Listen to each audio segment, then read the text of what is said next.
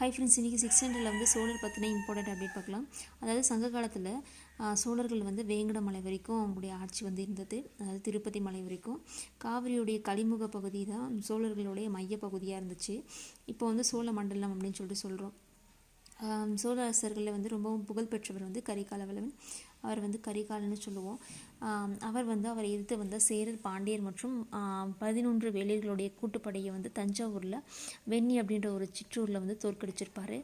அதுக்கப்புறம் வந்து காடுகளாக இருந்ததை வந்து விளைநிலமாக மாற்றிருப்பார்.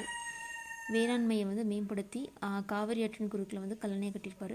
சோழர்களுடைய துறைமுகமான புகார் அப்படின்ற ஒரு இடத்த வந்து வணிகர்கள் வந்து ரொம்ப ஈர்த்தது. அதுக்கப்புறம் பட்டினப்பாளையம் என்ற நூலில் வந்து கரிகாலனுடைய அந்த வணிக நடவடிக்கைகள் பற்றி விரிவாக சொல்லியிருக்காங்க.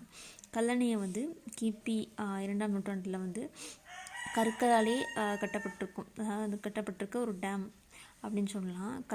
அதுக்கப்புறம் வந்து பார்த்தோன்னா இது வந்து 69,000 ஏக்கர் நிலத்திற்கு நீர்ப்பாசன வசதி வந்து வழங்குது. அப்புறம் வந்து சோழர்களில் இம்பார்ட்டண்ட்டான அந்த முக்கியத்துவம் வாய்ந்த அரசர்கள் பார்த்தோன்னா இளஞ்சிச்சென்னி, கரிகால் வளவன், கோச்செங்கனான், கிள்ளி வளவன், பெருநற்கிள்ளி. மோஸ்ட்லி இந்த சென்னி, வளவன், கிள்ளி அந்த மாதிரி நேம்லாம் மென்ஷன் பண்ணால் அது வந்து சோழ அரசர்கள். தேங்க்யூ.